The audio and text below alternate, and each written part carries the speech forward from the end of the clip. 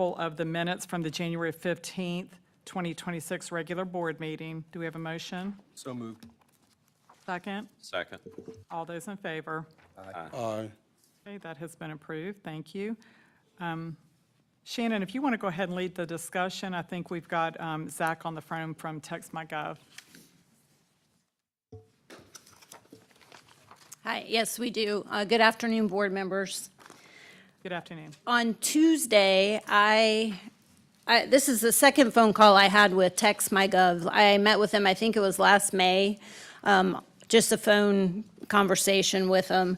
The TextMyGov company, I have a representative with us today. I spent about 45 minutes on the phone the other day for a presentation with a gentleman from their company. His name is Abel.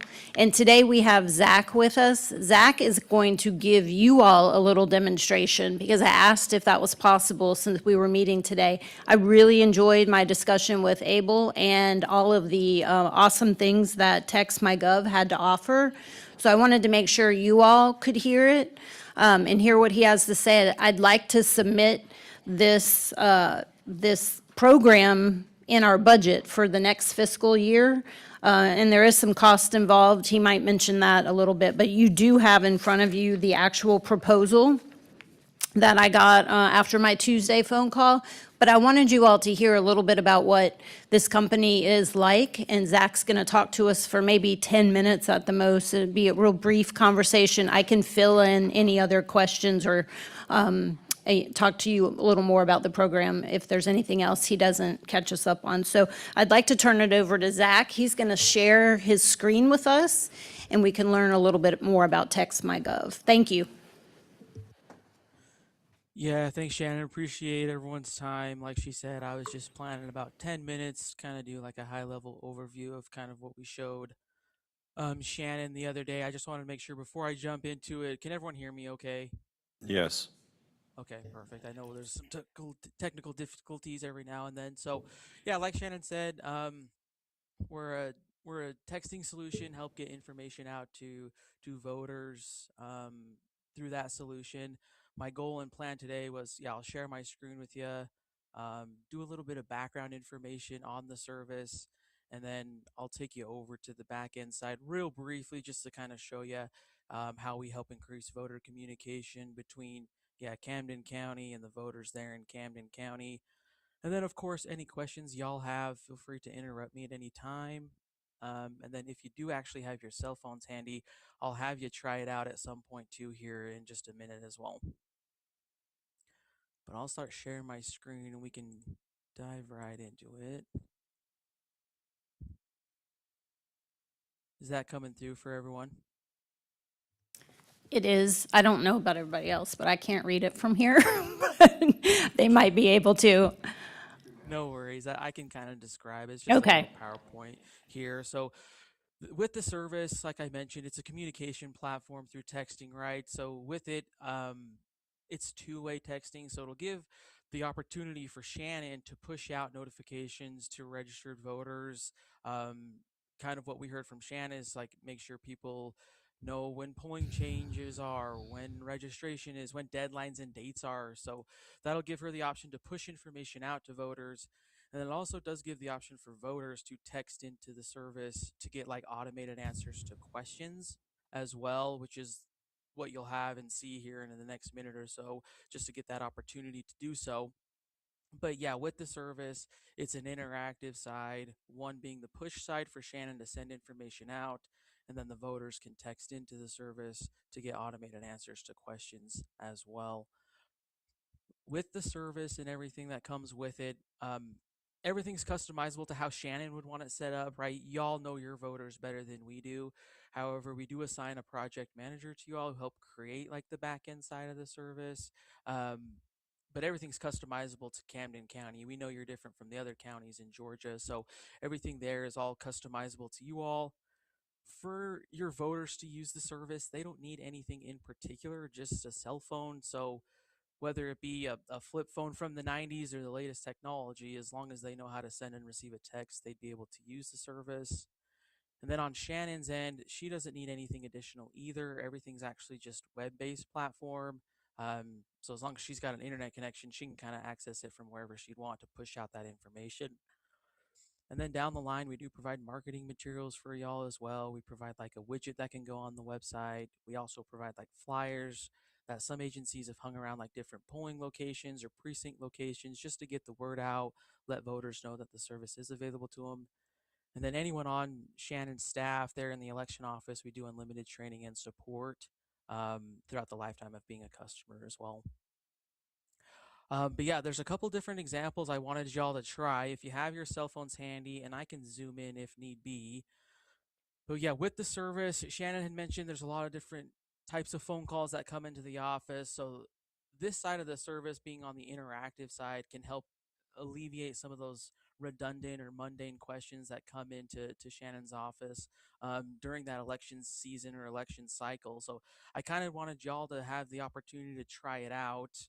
You'll see there's a couple different examples on my screen there, but yeah, try it out. Text register to vote or where do I vote to that number. Either one would be great. I can kind of give you a couple minutes to do that. I did this when I was on my call on Tuesday, and it's really neat. So if you can, and you've got your phone, go ahead and give it a shot, and it's pretty quick and responsive.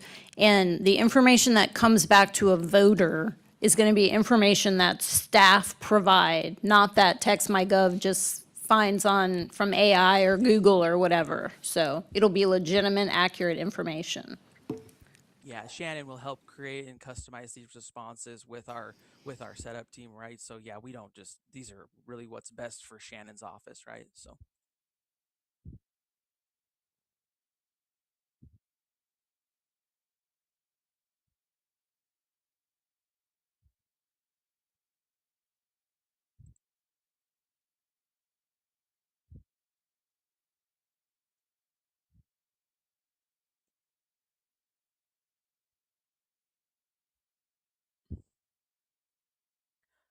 I've seen a couple of the responses come in. I guess as you're going through that, are there any questions about this side of the service being the interactive portion of how, like, yeah, it can help alleviate common questions Shannon office gets, yeah, during that election season, election time?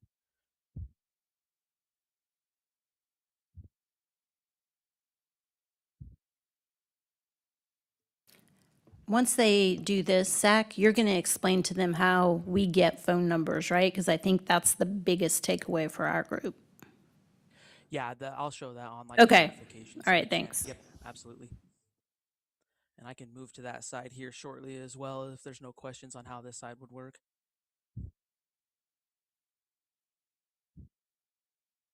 Sweet. Doesn't yeah, sweet. No questions there. That's great. If there are questions afterwards, or maybe Shannon could probably answer.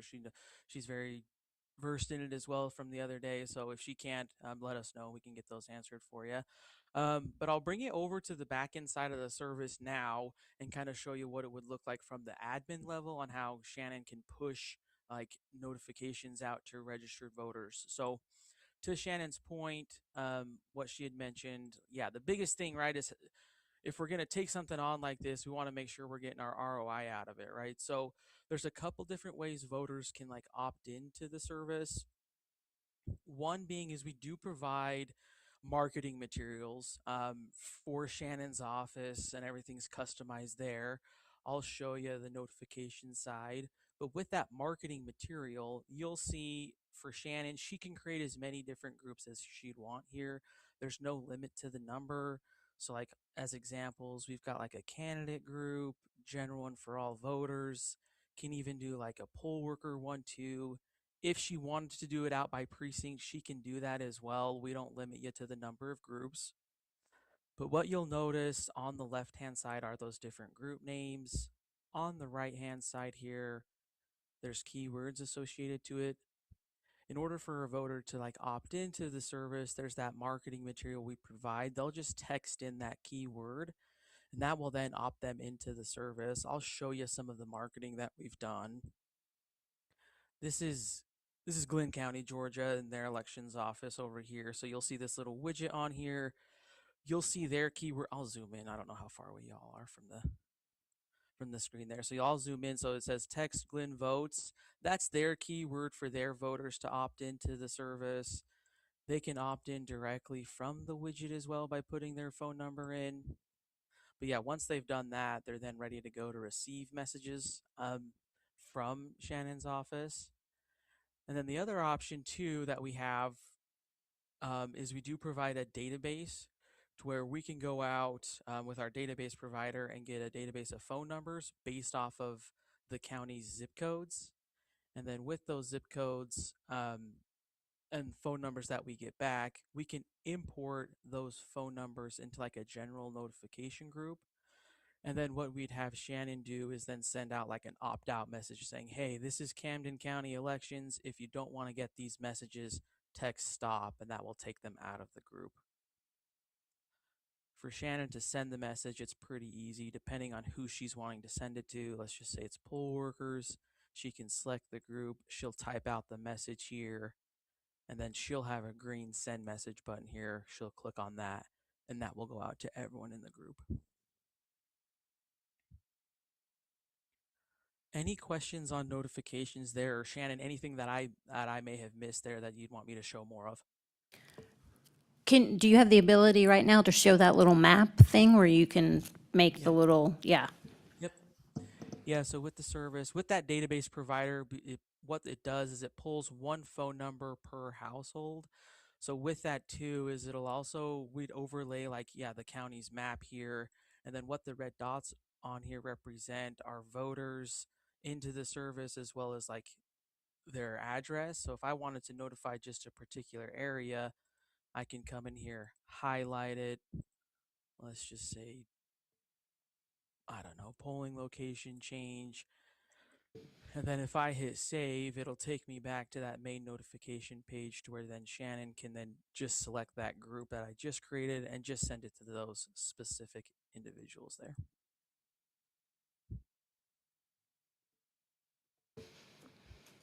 Questions there?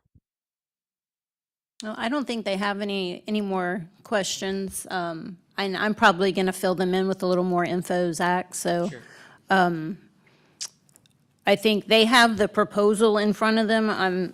I think I told Abel that we're going into budget session soon to start meeting on our budget.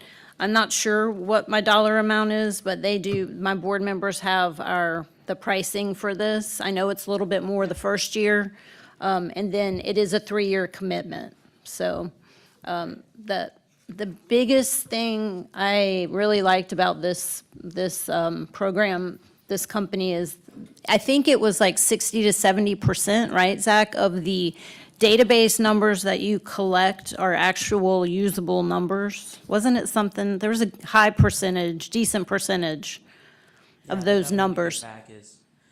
The numbers we get back is, so we get pulled one number per household. It's about 40 to 60% that we get that are accurate. So you'd be reaching, about 60% of the county, right, day one from using the service. So. Okay, yeah, thank you. And the other thing I like is that the people can go on our website and they can click on that and they can opt in themselves with their phone number. And what are we always saying? We're always saying that we do not have a way to get in touch with these people aside from a letter in the mail because we don't have phone numbers. I think this would be a huge benefit to us to be able to send out an overall message, early voting starting on Monday morning at 8 o'clock, where it is, there's a character max, but it's pretty darn high, I think, right, Zach? For a message that I might send out?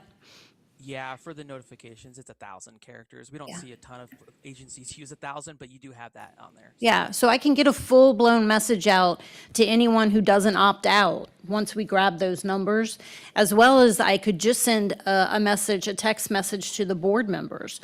Or even better, what I love is that I can get all of my poll workers at the same time in a group text and let them know what's going on as well. So I did forget to ask this last question, Zach, and then we're going to let you scoot. So if I send a group text to, say, 75 poll workers, and I tell them when training is, like, does everybody see the replies that come back, or does it come back individually to me? Like, if they reply, okay, thanks, Shannon, or thanks, Camden, or, like, how does that work?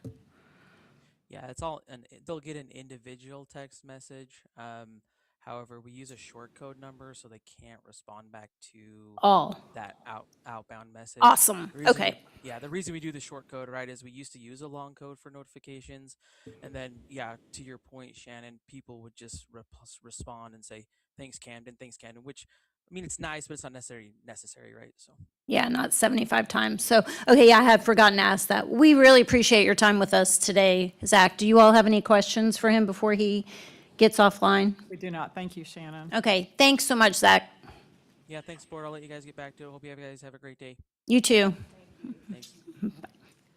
Okay, Shannon, I think at this point, I'm sure everybody has a couple comments or thoughts on the matter. So Yeah, or let's questions, run. yeah. So one of the things that I really like, and I know this starts off negative, but it's really positive, is that people have the option to opt out if they want to. I think that's really important, especially some of us, I mean, most of our phones right now are inundated with political messages and things like that. So it's nice to be able to have the option to opt in and to opt out, both of those. Right, and I asked about that. I can actually see, like, our office would get a report when we log into that, to the website, or not the website, but the link.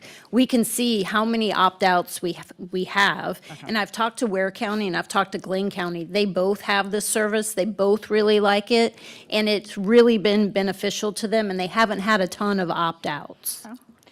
The other thing is I love you being able to have specific groups. I think that's That really is powerful fantastic, for you. The one concern that I do have is, well, I have two concerns. Who is going to handle Text My Gov on election night when this group is so busy? Those texts could be coming in like, where am I voting? I can't seem to be in the right place. When's, how late are you open? And who's going to handle that load? Because that's going to be a full-time job, I think. Right, no, that's a great question. And I think like, I don't know if it was Zach or the guy that I talked to on Tuesday, but they have a list of users that can utilize this program. And I'm thinking that you can turn off and turn on users, so maybe we dedicate a new number on election night, and whoever that person is, they would handle, or several people would handle those replies And or then calls. my third, my But- final, go ahead. But when somebody says what time does voting start, those are we've already Those are provided. pre-populated answers. Yeah, Thank you. I and forgot. nobody Okay. needs to reply to Thank you. that. Okay. Yeah.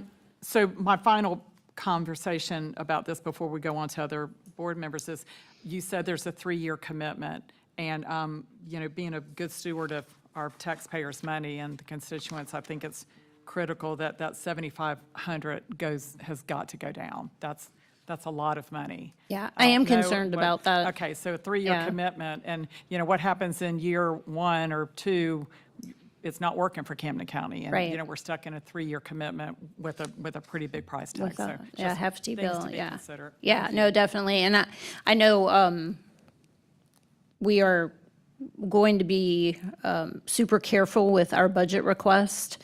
If you've been paying any attention to the commission meetings, that's going to be a hot topic, the money for departments. So a 7,500, I think, might be a little too much for them to go with.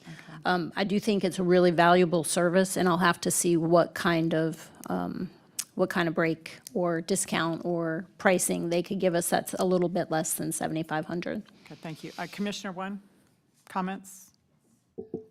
Yes, or Question, yes. You said that Glenn County is actually actively using. How long have they been using, and have they stated like their pros and cons? All I did was ask one of their officials for some feedback. Several years they've had it. They got it a while back, so their inception was much cheaper, and they did get a special price. They really enjoy it. They have positive feedback, and it does get a lot of use, and they have had a lot of people click on the widget to add that, to add them to that mail out. So I didn't hear anything negative from Glenn County. Ware was honest with me and said, we like it, it's been great, but we haven't fully utilized it like we want to. They just got it before the November election. So, my goal here would be for us to try to get it. I did talk to them about the funding as well, and I said, well, our new budget year doesn't start until July 1, but I'd really like to try this out in our May election, but I don't have the money right now to pay $7,000 for sure in our budget. This was not a budgeted item. And they hold off on invoicing for 6 months. So I feel it's possible I could work with them to do something for the May election, but not be billed entirely until July 1. Okay. Commissioner, District 2, comments? I'm of the opinion that it would be positive, the concept of reaching our voters in all manners and forms that are available at this time, at the age that we live in, to completely utilize technology to the greatest extent. So I see it as a positive. I have no restraints at this time against it.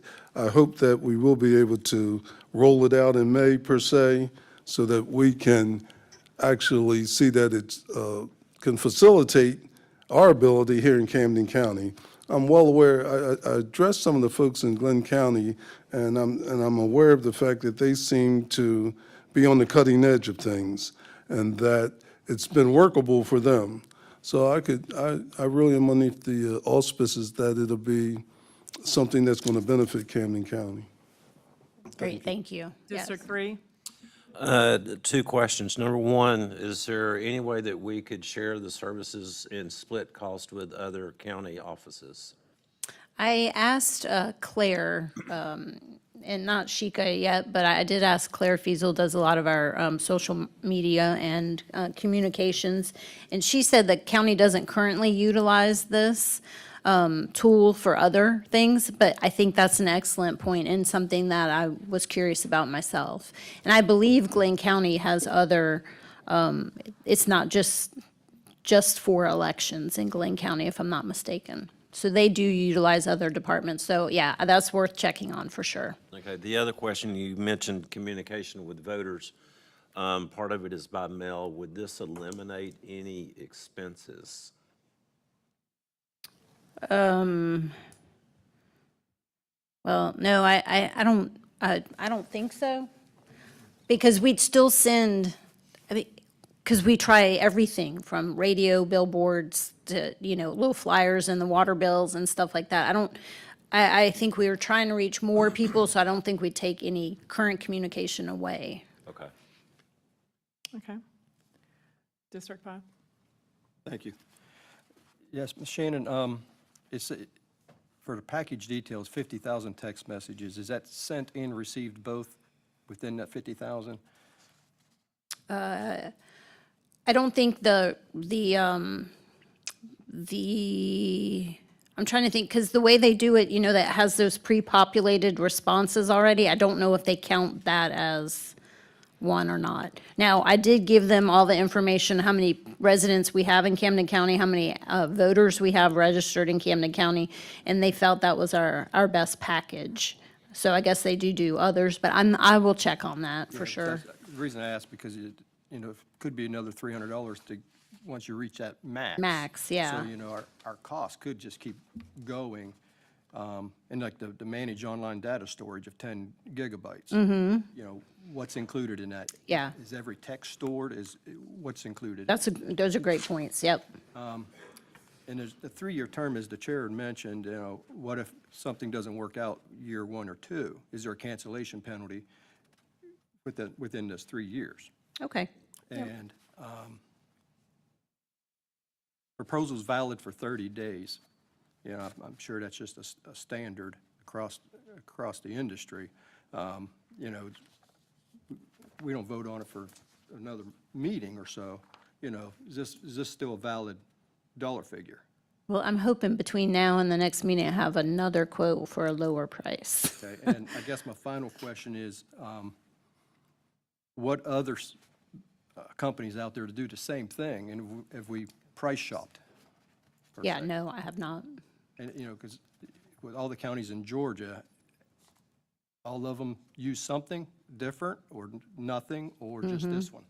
Okay, So maybe something to investigate to see where other counties are maybe getting a good service just like this, maybe at a lesser price. Lesser price, yeah. Okay, Thank you. thank you. All right. Shannon, good presentation. Thank you.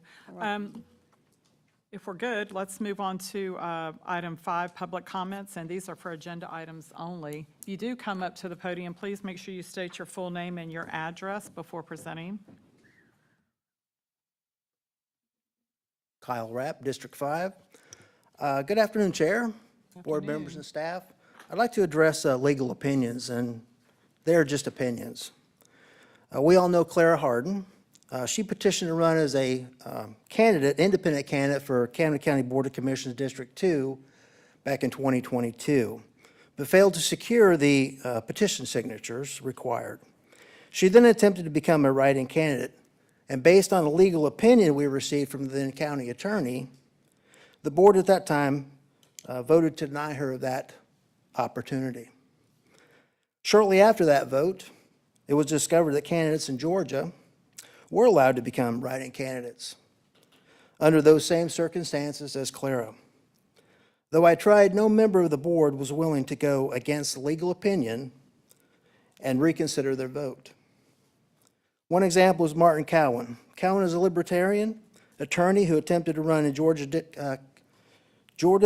Attorney General as an independent in 2022. He did not meet the signature requirements, just like Clara. He was allowed to run as a write-in candidate. He obviously did not win the election, but was not denied the ability to be a write-in candidate, unlike Clara. So be careful when you hang your hat on legal opinions. When it provides legal comfort, it can also erode your integrity. When new tangible information is presented that directly counters the legal opinion and no action is taken. Thank you. Thank you, Mr. Rapp. Any other public comments? Okay, no more public comments. We will move on to a financial report for the month ending in January, item number 6. Ms. Nettles? All right, I'd like to ask the board if they had a moment to review this, and if you have any questions. This does show our, well, I'll let you tell me if you have any questions first, sorry.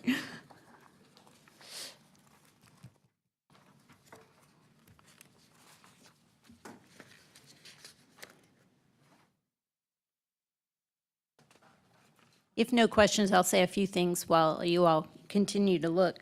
We're still under 50% of our budget at the end of January. We actually have 2 more probable elections in this fiscal year, May for sure, and more than likely, we're having a runoff in June. So I'm happy with us right now under the 50%. We also have the fees had been paid for the upcoming Gavrio conference for several of our staff. That showed up in here as well. So right now, we're just being good stewards of our funding that we have and look to be able to have a normal amount of poll workers and everything coming in May and June. Shannon, is Gavrio under the dues and subscriptions piece that says 243%? Is that? I'm on the second page. It's under contracted services, class. This percentage used, 243.89%. Okay. Let's Or see. is that training underneath it?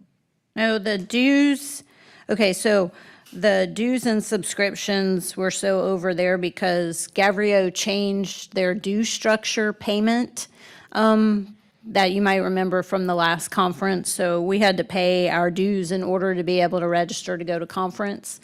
And so that's why we're over there, because at the time I created this budget, we didn't know that Gavrio was going to up our dues as much as they did. Thank you. And then the training is, the cost for the conference is under that next line, education and training. Thank you. Any other questions, board? And you will see that we're over too on like, I don't know if it's power, but cleaning services. So, when I created the budget last time, I was hopeful that we would be in the annex. But now, since I'm not in the annex and we're still here, we're getting hit with the invoices for both facilities. And so even though there's no one in the annex, for the most part, because of contractual obligations, the county still needs to pay for the services. So we do have them go over there, but they're not there as often as they would be if we were present 24/7 over there. So that's why those charges are a little bit higher than I had budgeted for. Thank you. Election supervisor update, and Shannon inside there, could you give us an update for the annex, please? Sure.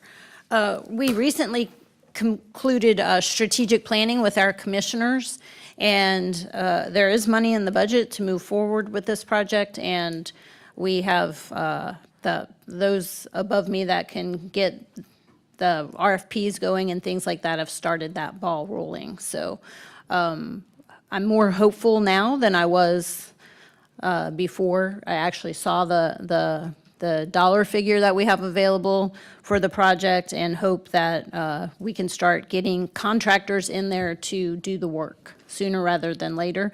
I still don't have an estimate on when we could move in, just because we can't do it during the middle of an election. So if we can't do it between like July and August or August and September, then we probably have to wait until after November. And it depends on how their construction timeline pans out. If there's anything we can do as your board, let us know. I would continue to talk to the commissioners and just stress that it's really, would be so beneficial to be at the annex, just because we're so much closer and have so much more traffic at that building to get voters in there. So it's just another way to reach out. Okay. In addition to that, let's see. I forgot on, and we can do this at the end if you want, Chair, but I forgot to list the conference dates, March 22nd through the 26th for Gavrio and Athens on the important dates down there. We'll have Board Member Higgins and Ray will be there as well, and plus staff. So we're looking forward to attending that. We've come up with our poll worker training dates as well for the first week of April, so the 1st, 2nd, and 7th. So I'll give you more information on that as we get closer, but you are all invited to attend a training. And early voting begins April 27th. March 20th is our budget submission deadline. I'd like to ask any of the board members that might have a budget consideration to please let me know.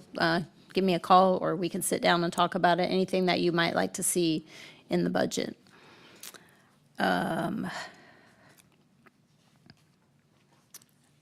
And know before training, if you are getting emails about know before training and y'all can't figure out how to move forward with that, go ahead and please reach out to me, because if you wait too long, you won't be able to access your email at all, okay? So that's just a little reminder. And there's lots of changes going on with Camden County administration, just so that you all are aware. Sean Boatwright's last day is March 9th, and Joey Akabachi has been appointed as the interim county administrator for a 6-month period. So that would be who I'd be reporting to, our department. I report currently to Mr. Boatwright, so we would report to Mr. Yakabachi. And I am going to turn over some of my report to Dennis. Dennis and Rock, and he has some reporting information he'd like to give as well. Dennis and Rock recently visited the Capitol with our Gavrio group for a day at the Capitol, and it mainly centered around Senate Bill 214. And Dennis is going to share more with us on that bill. So if you give him just a second. Yeah, so I imagine that all of you are familiar with the big blindside hit that we took the Monday before before last, where we were found out about Senate Bill 214 and all of the negative things that it would have thrust upon election offices, not just in Camden County, but across the whole state of Georgia. Just to give a brief rundown of those for those unaware, it would have mandated hand-marked paper ballots for use on Election Day starting at the November election, while also retaining a mandate for BMD usage for advance in-person voting on for the November election. It then would have resulted in all BMD-generated ballots or ballot marking device-generated ballots requiring to be hand counted, which in our county we estimated for the November election, if the AIP mandate held, would have been upwards of 20,000. And then also it funded no money for the transition of our voting system and only created a skeleton structure for a grant program, which would have been administered by the state election board, which has no day-to-day operating staff to be able to administer such a grant. So Senate Bill 214, as it was presented to us on that Monday, was such a disaster that it spurred almost every single elections office in the state of Georgia to contact their representative and explain to them just how bad that could have gone if this bill were to have passed in its current form. And while the plan was already there for us to attend Gabrielle Day at the Capitol before this bill came to light, it definitely spurred we cannot afford to stay home and not go to the Capitol on this day. So myself and Rock and myself went to the Capitol on the Gabrielle Day at the Capitol.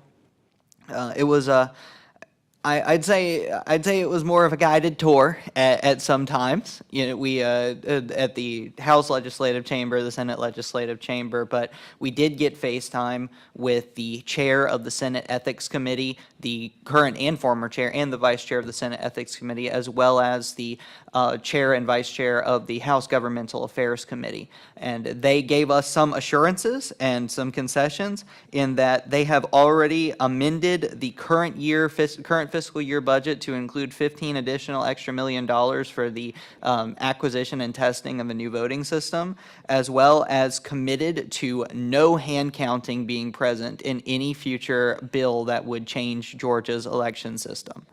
Now, later in the day, I was able to discuss what the legislatures might be thinking more with another member of Gabrielle or a few other members of Gabrielle, and they seem to be pointed in the direction that there will be a solution that is offered by a company that we already do business with, that the state is inclined to accept. And that solution is going to be ballot on demand printing. So each polling place would get its own printer, a ballot printer that can connect to multiple different poll pads. Check-in would be relatively the same, except at the end you would be handed a ballot instead of a voter access card. And then also we would continue to use our scanners, so there would be no hand counting in that regard. And also we would still retain use of the BMDs. We would need one ballot marking device in every single polling place because we need to remain compliant with the Help America Vote Act that requires us to have such a system in place for disabled and less able voters. Now, all of that is going to cost a significant amount of money, a lot more than the $15 million that has already been amended, and that seems to be where they are heading with that new bill, to change the QR code change the QR code prohibition to not include timing marks so that our current ballots can still exist as they do, to move to a ballot on demand system as opposed to a ballot marking device system, and then to also attempt to fund that transition through, from what I hear, not the SEB, because they were very receptive to the point that the SEB does not have a day-to-day operations staff to administer any grants, and that would also be an additional source of funding that they would require. So that's about how it went. I think it was a very good exercise, and it was nice to see a bunch of people looking at us and being like, wait a minute, you're from Camden County? You drove 6 hours? And it stressed that these issues don't just affect Atlanta. These issues don't just affect Savannah.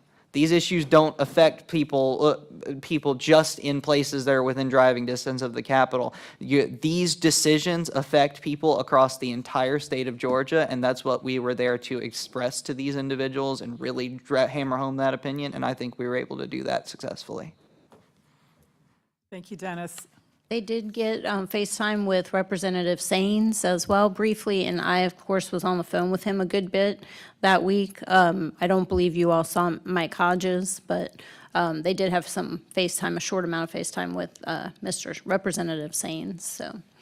And they had a government affairs meeting scheduled for that Monday, or Tuesday, maybe? That Monday. That So they Monday. were, when we got our hands on that bill, which was an accident that we even did, they were going to fly it through committee, like that same day, to we get it think- on the floor for a vote. Yeah, we think they wanted to get that done before Friday. They knew that election officials from across the state would be there. It's just a thought. I don't know if that was true or not.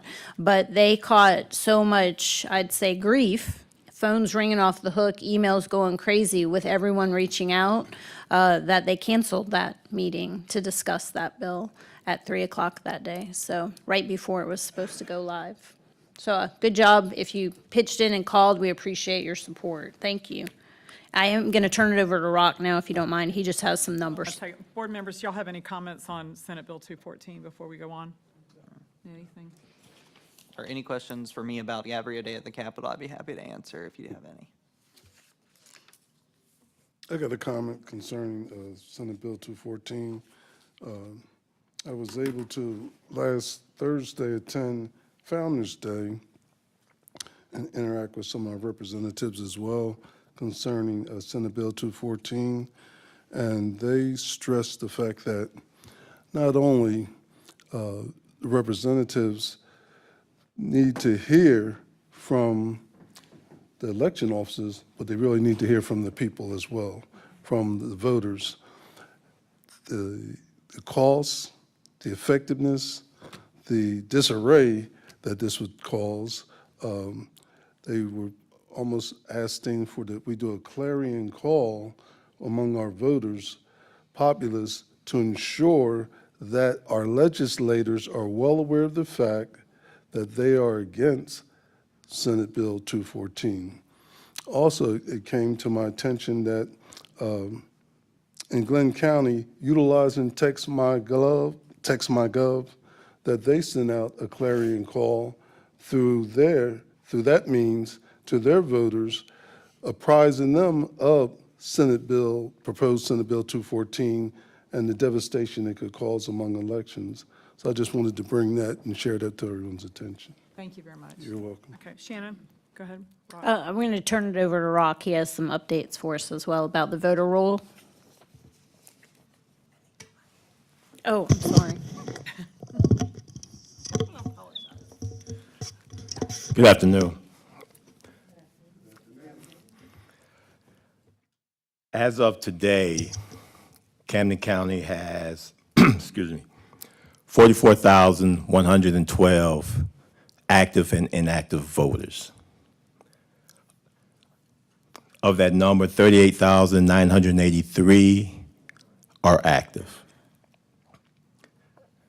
That's up from the end of January, where we had 38,897 active voters. Also, in collaboration with the Georgia Secretary of State and the Social Security Administration, Camden County staff have reviewed and updated over 400 people, with deceased folks that came over from the Social Security Administration. And we were able to update our voter rolls because some of these people have passed away or relocated to other states, most of whom were not involved with ERIC. But when someone relocates and if they pass away, it's very difficult for us to get that information. However, the Social Security Administration was able to send that information to the Secretary of State, who forwarded it to us, and then we subsequently updated our voter rolls. And, excuse me, And some of the folks that were on that list, we had already marked as deceased, but it was eye-opening to see the number of people that we had not any information on, that we had to take off our rolls. But this process, in conjunction with our data from the Department of Health, our legal organ, the Tribune, and other counties, it enables staff to maintain current and accurate records to the best of our abilities. So utilizing this coordination with the Social Security Administration, our electors list maintenance, ELM guidance from the Secretary of State's office, there are effective tools for Camden County keeping our voter rolls as accurate and as up-to-date and well-maintained. So that being said, we're helping to keep voter confidence within Camden County. Thank you. Thank you very much for that.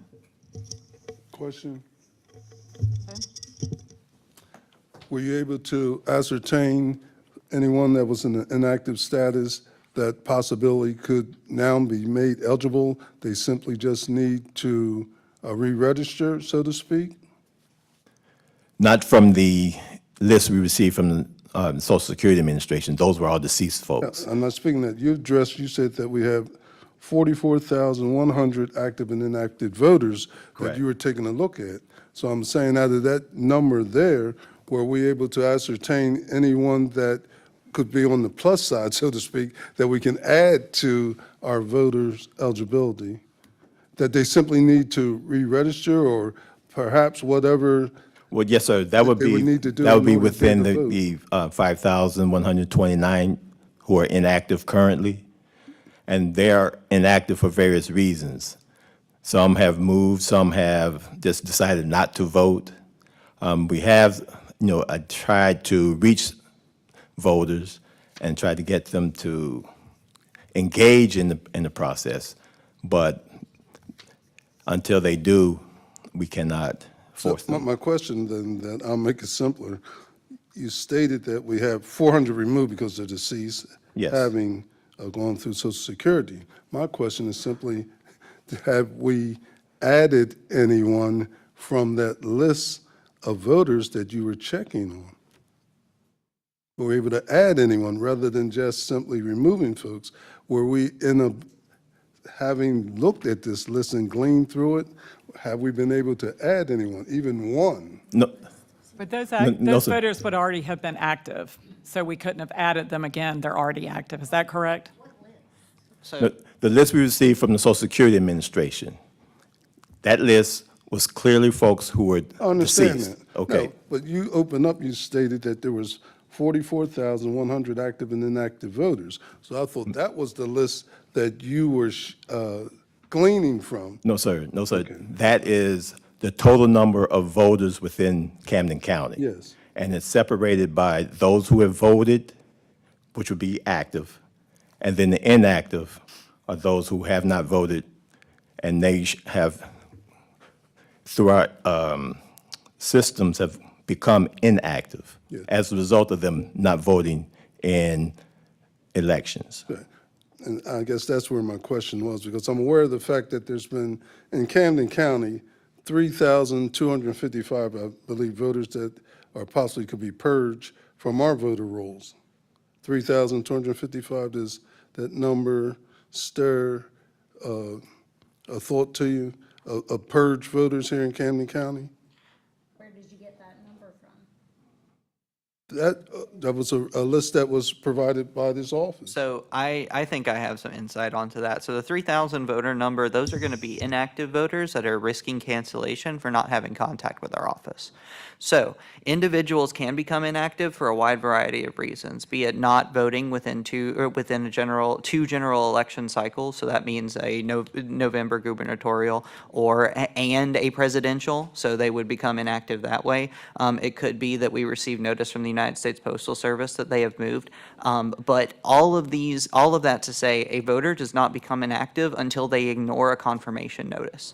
So If that person has not voted in 2 general elections, they will be sent a no contact notice. If we were notified by the U.S. Postal Service that that voter has moved to a different residence, we will send them a confirmation notice. It'll either be a cross-state or an in-state or a within-county confirmation notice.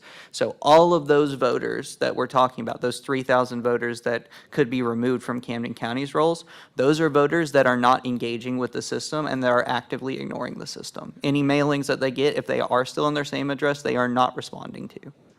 So that is within the federal government's guidelines of when a voter can be removed, and it's consistent with Georgia state law. Okay, but let me just add this. So daily, when we're doing voter roll maintenance, which is a daily event, my voter page, driver's license, online voter registration, I always see, like, we have 2 sides of the screen that we're looking at for the voter, and on the left side might be the old file that says inactive. Well, on the right side, I've got the new updated information. So when they're inactive, they can still show up and vote. You know, who knows what had happened in that period where they weren't able to vote. So inactives can't be re-registered. They can be activated into an active voter. So a lot of times I see that, and I know you guys do too when you're doing voter maintenance. The person is inactive, but somehow, some way, either online voter registration, driver's license was updated, or my voter page, or they've mailed something in. We get new info on those inactive people, and as soon as we get the new info and we input it into the system, they become active again. So there's always, that number is always fluid and changing, and daily we take people out of inactive into the active status. But the people that are in the inactive status and they've been in that status for how many days do they, I mean, it's a, So if a voter is inactive, they have another 4 years Yeah. of being inactive until they are removed. And that is 4 years of absolutely no contact with our office. That means they didn't call us. It means they didn't respond to a single letter. It means they did not vote once. they didn't update their driver's license They in did not Camden update their County. driver's license in Camden County and send that over through the DDS. So we can't take them off, which we don't want to do that. Do not, We want to get new information on them, and if we don't get new information on them from them, then we have to leave them in that inactive status. But if they did show up at the poll, they could certainly still vote, and that would reactivate them as well. All right, thank you very much. Any other comments? Mr. Carter, were you finished with your? Okay, thank you. Okay, so we are finished with the election supervisor update, correct? Yes, Okay, correct. thank you. Moving on to old business, item number 8. Number 1, approval of new boundary lines for East Kingsland precincts. All right, at the last meeting, we discussed the Huck's RV facility on Harriet's Bluff Road. Harriet's Bluff Road, in it of itself is one ballot that we have there. This RV park was annexed into the city of Kingsland, so that kind of changed things. And I went over the map, the drawing for how we were going to edit the boundary lines for East Kingsland. East Kingsland has a ballot for people in this location. Well, they didn't, but they do now. We can extend those boundaries northwards. And that is what both the map over there and the map in the back are showing. We go northwards up on 95, then we come around the property line for the Huck's RV Park. And Scott's getting the map to show on the big screen so you all can see. So where I did, you can see where 95 is. Okay, and Harriet's Bluff. We extended over Harriet's Bluff Road north. It's still connected to the East Kingsland precinct. And we were able to put that as a City of Kingsland voters, those that actually are still there and actually want to vote in Kingsland, this allows us to put them in their new correct precinct, and give them the correct ballot.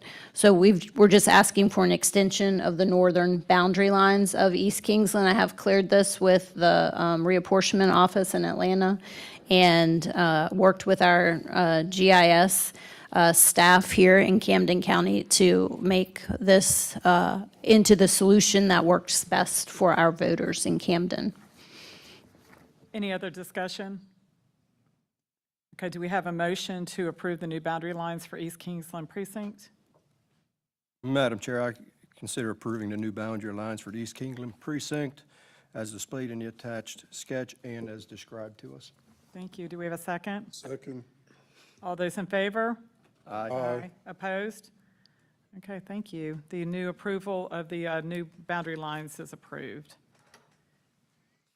Thank you, Board. The, under old business, we have attorney opinion on voter registration and residency. At last month's meeting, Mary Beckman of St. Mary's asked where she could find the criteria for rejecting a voter's address if it was a business address.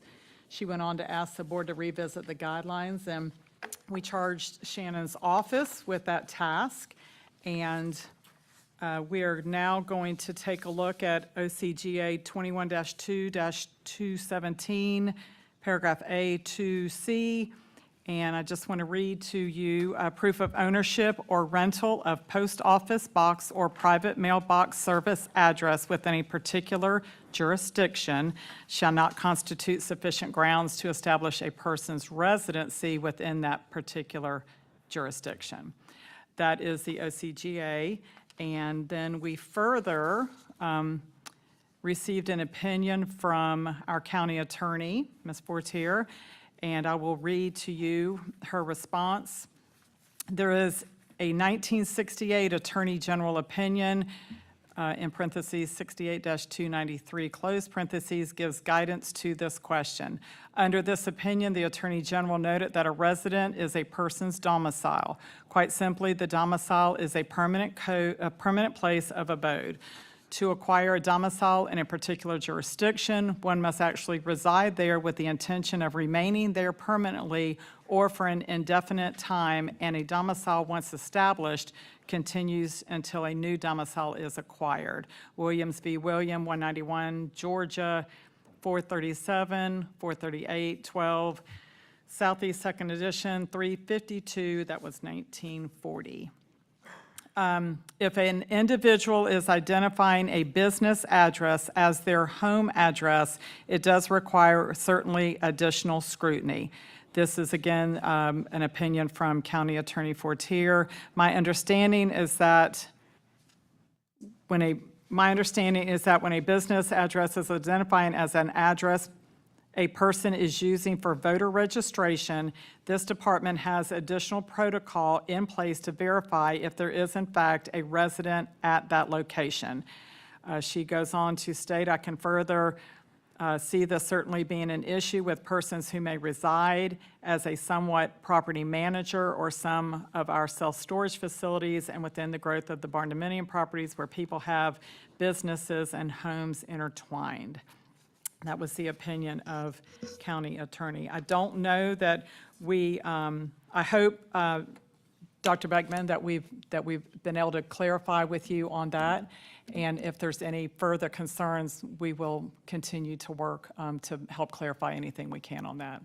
So, any other opinions, Ms. Nettles? I just wanted to add that we do place additional scrutiny on somebody that has a business address. And by scrutiny, I don't mean we automatically reject them. We're going to do our homework and our research to make sure that there is a residence there or that we can reach that person either by letter, by drive-by, find them on, True People search, somewhere that we can call them and make sure that the residence that they're claiming, even though it's a business address, is where they are actually laying their head down at night. And those homeless that I have interacted with in the past that have a P.O. box listed, what we do there is their address for residential purposes becomes our office. And we keep that PO box and a phone number for that individual on file so that we can continue to interact with them and let them know when they do move to please make sure that we're aware of that. So there is no business address individuals that come in that are automatically rejected. So we do our due diligence and research to make sure that we can keep them on the active voter list. And really probably our biggest area of concern with that is at the base. And we are working to make some more contact with the housing authority on the base to talk to them about their new sailors that come in and put their barracks address down because they do not get mail at the barracks. So that's probably our biggest group of citizens, voters that we are trying to handle properly. So thank you.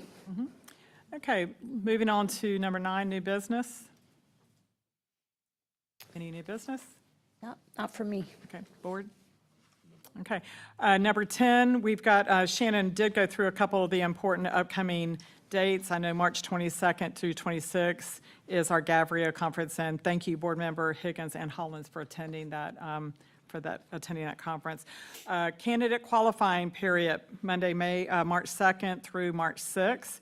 Next regular meeting is March 19th at 4 p.m. Any additional public comments? And again, if you're going to come to the podium, please make sure you state your name and your address before speaking. Mary Beckman, I live in District 3. First of all, I want to thank Mr. Irvin and Mr. Carter very much for their driving all the way up to Atlanta for the Gavrio Day and for advocating so much for sensibility.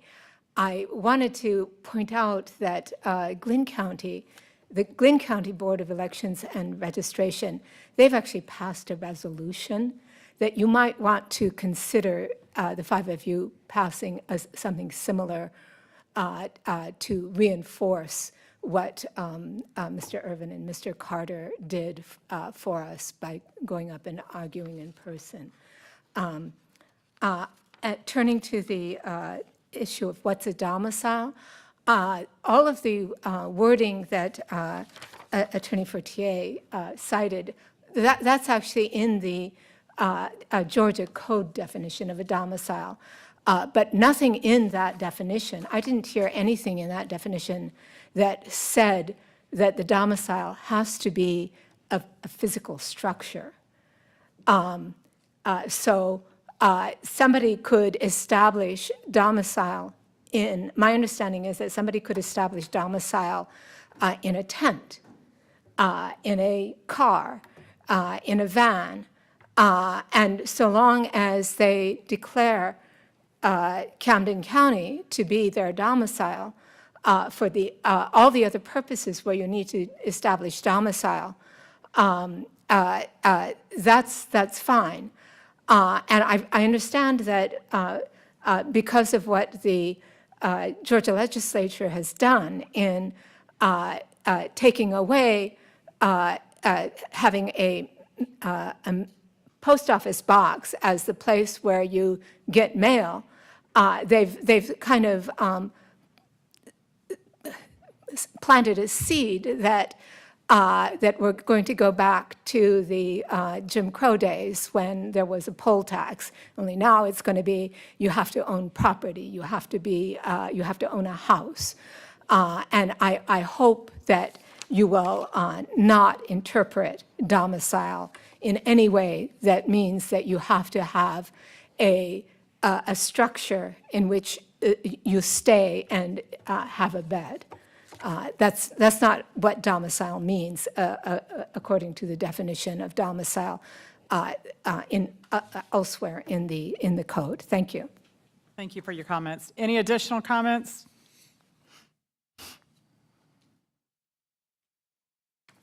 Kyle Rapp, District 5. If you want to talk about inactive voters, 21-2-234 really lays it out. And then 21-235 also lays it out very well for when a person becomes an inactive voter and when they can actually come off the voter rolls because of inactivity. But really, I want to talk to you all about your vote to approve the new boundary lines for the East Kingsland precinct have put you at odds with OCGA 21-262 Charlie, which states, quote, "The superintendent shall not make any final order for division, redivision, alteration, formation, or consolidation of precincts until at least 30 days after notice of change shall have been advertised in legal organ of the county, and a copy of such notice shall be immediately submitted to the Secretary of State." Was there a notice? Ms. Nettles? No notice? Okay. This was on our agenda last. So there's nothing in legal organ? Did the Secretary of State get his notification? Okay. All right. Was there not anyone on the board that said, hey, I've never been involved with altering a precinct boundary and either conduct research required to educate yourself or at least ask, prove what we are doing is following a written legal process? Did anyone ask that? Did anyone review 21-261.1 to make sure this alteration comports to the boundary requirements line requirement? Did anyone look at that? No? Will inactive voters, including those with cross-state status, be reverted to active when their registration address is updated in Jarvis, and/or will their inactive clocks reset? You're updating their residence. What happens when you update your residence? You become active. Are you doing anything to prevent that when you move these voters that are inactive? Have you thought about that? Okay. The election supervisor was the chair of the new Precinct Opportunity Committee in 2023. And this board's current chair was a member of that same board, that same committee. When major changes to some or minor alterations to other precincts were made, did either provide any training, any guidance, other than what was provided at the last meeting, which was incorrect? The precinct maps go to Atlanta 20 days after they're approved, not before. Okay? I recommend that you reconsider the vote on this, revisit this, look at all the code, and try it again. Thank you. Thank you for your comments, Mr. Rapp. Any further conversation or public comments? Can I get a motion to adjourn the meeting? So moved. Meeting's adjourned.